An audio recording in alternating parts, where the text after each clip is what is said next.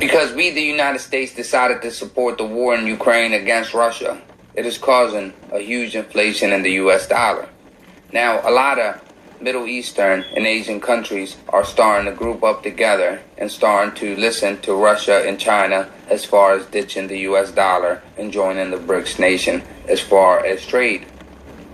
Now, the reason a lot of these countries are starting to ditch the US dollar, up to 18 countries in total now, is because they're starting to be worried about the United States' overhanded policy of sanctioning these countries for not going by our liberal LGBTQ or democracy ways, instead of respecting the diversity like we claim we do and the difference in cultures of people.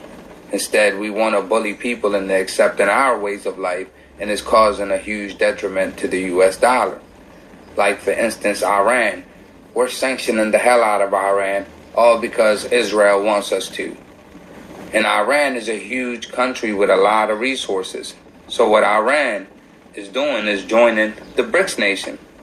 One of the countries in BRICS, which stands for Brazil, Russia, Iran, China, and South Africa, who all joined together, basically are trying to bypass the US dollar and trade. They even got Saudi Arabia, which is the OPEC nation, which has declared to abandon the petrodollar and accept the petro yuan. Now remember, Saudi Arabia's oil is basically like the gold to back the US dollar, because the US dollar isn't backed by gold. It's backed by Saudi Arabia and other Persian Gulf countries' oil. And if these countries are now accepting to bypass U.S. sanctions and starting to trade in yuan and other forms of currency, it will basically mean the end of the U.S. dollar, because people are scared of the United States sanctions. For instance, we have sanctioned the hell out of Iran. We have sanctioned the hell out of North Korea instead of trying to find ways to make peace with them. We have sanctioned Syria. We have sanctioned Cuba. Why do you think Cuban cigars are illegal? It's not because they have drugs or anything bad in them. They're illegal because the United States says they're illegal. We sanction any country. That's why they still have old cars in Cuba from the 60s. It's because we sanction Cuba, and the rest of the world can't trade or do any kind of business with Cuba, because all trade and business is done in the US dollar. And because these countries are now tired of the United States keep sanctioning all these countries and trying to basically play the bully and trying to spread their liberal way of democracy around the world.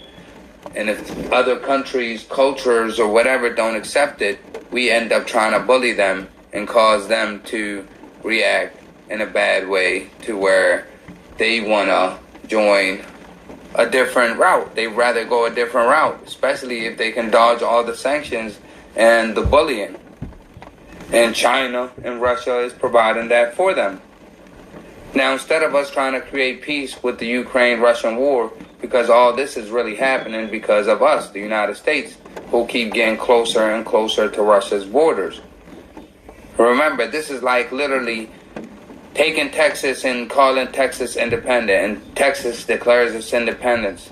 And then we have rules with Russia that Russia doesn't get close to us and we don't get close to Russia. And then out of nowhere, Russia is getting closer to closer. Next thing we know, they're in Mexico. And then the next thing we know, in 2023, they're talking about joining with Texas and allowing Texas to build Russian bases and nuclear weapons and whatnot facing the United States right here in Texas. We wouldn't allow it. And that's the same thing with Russia. Ukraine used to be a Russian state at one point. And now, the fact that it was supposed to be neutral grounds, we're allowing it and we're pushing for them to join the United Nations. And at the same time, what that will do is allow us to build our bases right at the borders of Russia. And Russia is not accepting that. They're a superpower as well. So they're going around the world and basically getting all these countries to basically ditch the dollar and start joining them as far as trading, as far as bypassing all the sanctions. And many countries want to do this.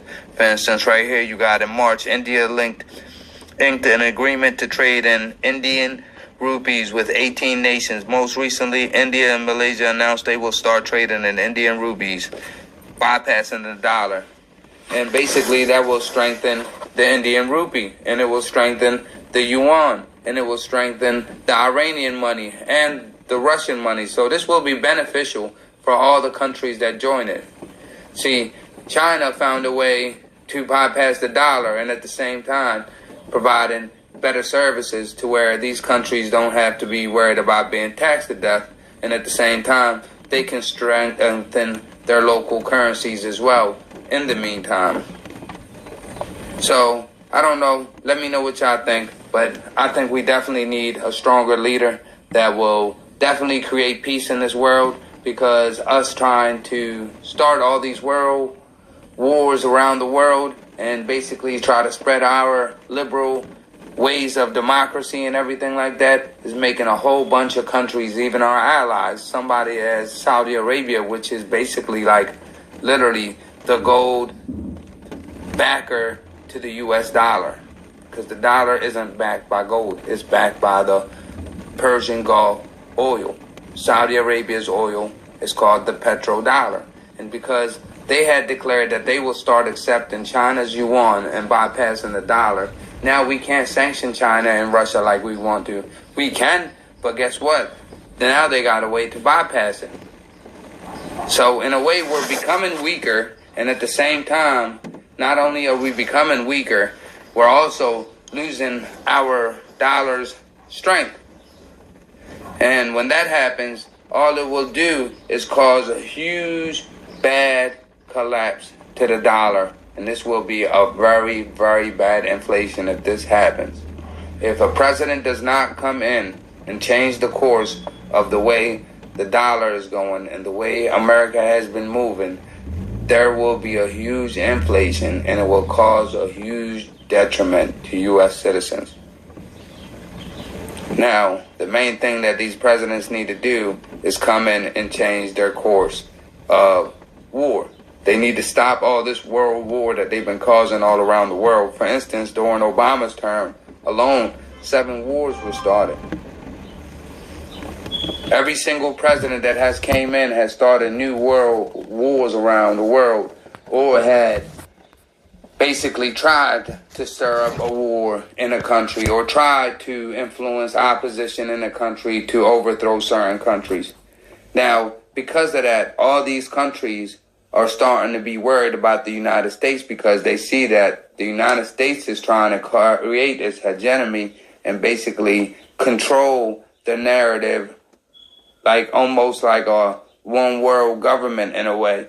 And these countries don't want that. They want to keep their own cultures. They want to keep their own identity. They want to keep their own ways of life, and at the same time still strengthen their economies and their dollar, instead of going through this one world order where we're powerful and the rest of the world is going down. And if anybody says anything, we go ahead and just slap the hell out of them. And instead of trying to create peace, we create chaos and disturbance and distractions. It's basically like make tragedies and monetize off of it. Like they're making money off the same problems that they're causing themselves. It's crazy and it's sad, but people be aware of this. All these countries, as far as the BRICS nations and everything like that, their money is actually backed by gold. That's why China and all these countries have been buying gold real heavily, while the United States is busy funding wars that have no benefit to the United States.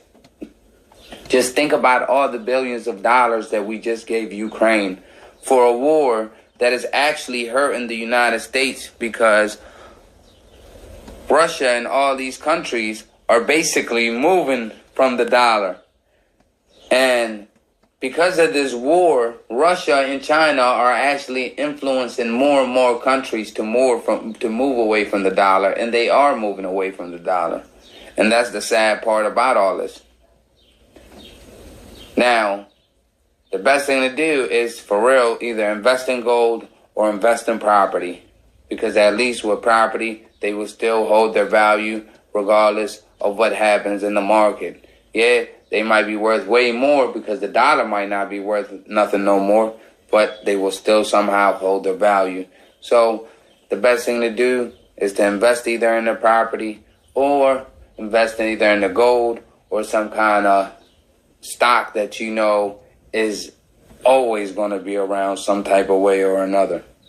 But the dollar, I don't know. It's even hard to even say to trust the banking systems the way things is going, especially if we have another term of Joe Biden. We cannot afford another docile president. If you think about it, literally it's an inflation happening right before our eyes. Everything is going up, down to the chips.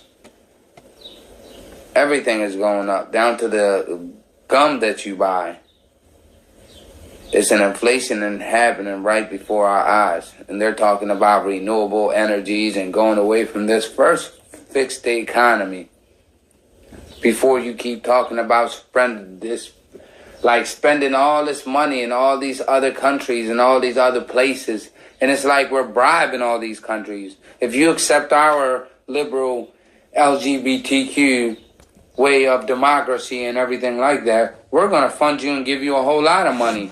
Yeah, I know it's going to go against your cultural norms and your diversity and your way of life and everything. But if we give you all this money, just go with our way of democracy. Like, well, what do we have to gain from that? We have nothing to gain from that. And it shows that we're really intolerant of people's differences and people's diversity and people's cultures by us always trying to demand that people go by our way of liberal democracy. Now, that's the sad part in all this. But, hey, I wish the dollar best in luck because I am a U.S. citizen and I do love the United States. And I really do believe that this is the country that you could really grow and really make something out of yourself here in the United States. You can't do that nowhere else. And if we keep allowing that these hijacking elitists and their scamming lobbyists to basically keep bribing our politicians to keep making our government and our dollar crash, it's sad. We need to really take charge or put matters in our own hand or literally start having self-elected politicians or people-funded politicians, because these politicians are literally selling the U.S. dollar and literally selling the U.S. economy and literally selling the U.S. government and the U.S. citizens and the Constitution. They're every day coming up with new laws and new ways to curb people and to find a way to... It's like they're caging people. It's like, well, why are we coming up with new laws every single day?